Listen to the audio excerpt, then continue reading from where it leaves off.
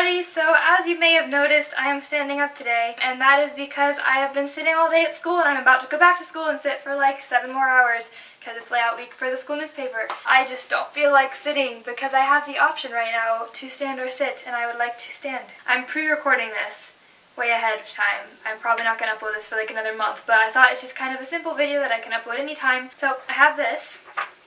It's 5 pages long, and it's a narrative essay that I wrote for my English class this year, Pre-AP World Lit and Comp. So basically it's an assignment on identity, kind of like a narrative 2 to 5 pages long explaining one aspect of your identity. So I'm going to read it to you because it's actually kind of like relevant to my videos in a way, because this is the background that I use for most of my videos, and this is about the Fangirl Book Nook. I've known since I was young that I am the opposite of claustrophobic. I don't mind small spaces, but I hate big ones. I suppose it isn't a fear or a hatred exactly, it's more like a subtle discomfort. It's almost as if a space needs to be somewhat confined in order for my mind and imagination to expand. If most of the room isn't in my peripheral vision, I get distracted by whatever else might be going on behind or around me, even if I know I am alone in the room. About 3 years ago, I was thinking about this quirk of mine, and I realized that the small storage closet in my basement met these requirements. Despite there being limited space, I like to close the door behind me and sit among the boxes and photo albums. Something about the atmosphere seemed to clear my head and help me think. Perhaps it was the smallness or the silence of it, or maybe in part it was the way it smelled.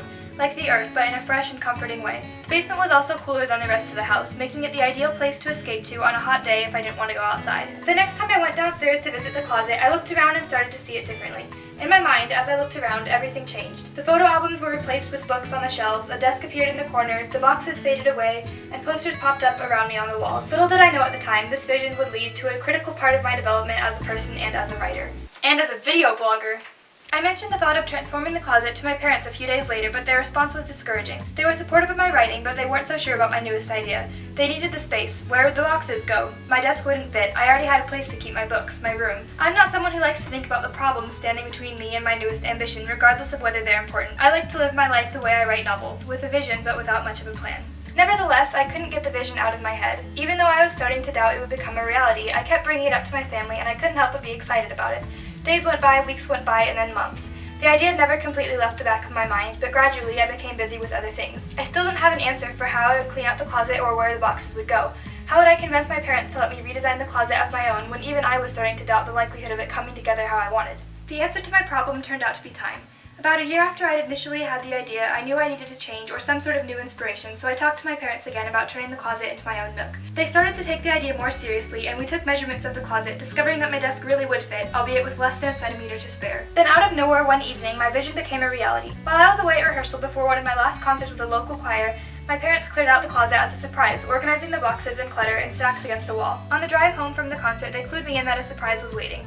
I had a suspicion, but I didn't dare say it out loud for fear I was wrong. As soon as we walked down to the basement and my mother put a hand on the doorknob leading to the room with the closet, I knew my guess had been correct, and I got a bit teary when I saw the closet empty for the first time. I thanked them repeatedly and profusely, and immediately began moving books from my room to the basement. I grabbed handfuls of my books, lining them up inside an empty cardboard box to carry downstairs. When I got to the closet, I transferred the books from the box to the shelves, and then ran upstairs for more. The boxes were incredibly heavy, but I felt too excited and inspired to be discouraged by the work. When I had emptied the last box full of books, I sighed and let the now empty box slip from my fingers and land softly on the cold, smooth floor of the basement.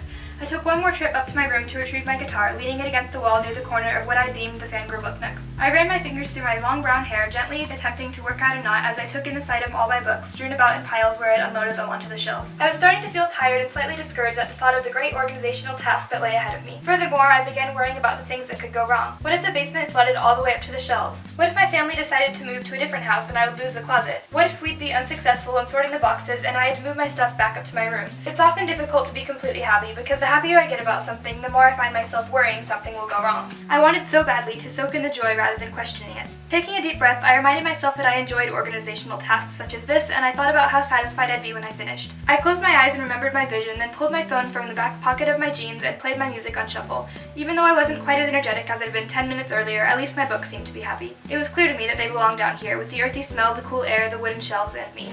I sorted the books onto 4 different shelves, categorizing them by classics and books I'd read for school, children's books and chapter books that I'd read as a little kid, and my current favorites. I saved the 4th shelf for everything else, a similar concept to a junk drawer. I enjoyed sorting the books more than I thought I would. I loved flipping through the pages and studying the covers of the stories I hadn't thought about in a long time. When I held each book, even if only for a second, countless feelings and memories came back to me.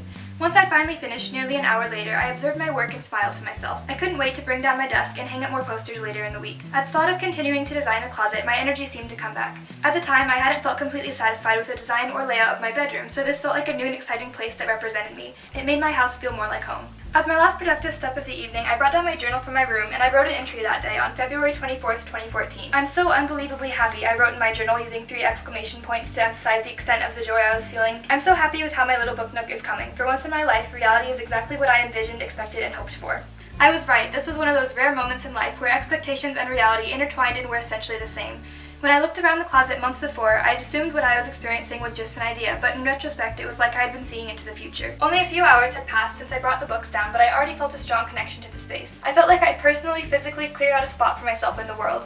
I had known that if this day were ever to come, it would be exciting, but I had no idea how oddly emotional it would be for me. Standing there among the shelves of books, I realized I was looking at materialistic proof of my passion for reading and writing, which made that side of me feel more real. I can't wait to tell Indigo, my cousin, best friend, and fellow book lover, I wrote in my journal that evening as a 13-year-old. I still can't believe this. I guess I sort of thought it was a far-fetched dream. Over 2 years later, the Book Nook is now home to 28 posters, 7 notebooks, 144 books, 1 guitar and 16 picks, 1 desk, 2 chairs, and 1 jar filled with peanut M&Ms. And I finally realized why I'm so grateful and emotionally attached to the space. The closet is a quiet, comforting, inspiring place where the writer inside of me can exist by herself. I had managed to separate myself from her in order to help her focus and prosper as an artist, which was an intense and emotional accomplishment. In my book nook, I don't have to balance every version of myself, because as long as I am there, only the writer inside of me seems to exist. There are no distractions and no other people. It's just me, the closet, and a document open on the screen of my laptop. So that is all. I hope you enjoyed it. I hope you're having a wonderful day, and I will see you all next week. Goodbye.